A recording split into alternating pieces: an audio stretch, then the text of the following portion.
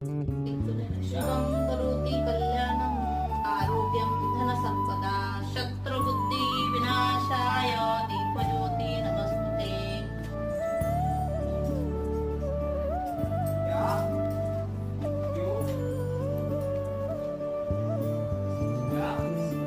दीपकार कानी कुंडल मोतीहार दिव्याला पाहून नमस्कार। दिवा लावला देवा जोड उजेड पडला तुळशी जोड। माझा नमस्कार सर्व देवी देवतांना।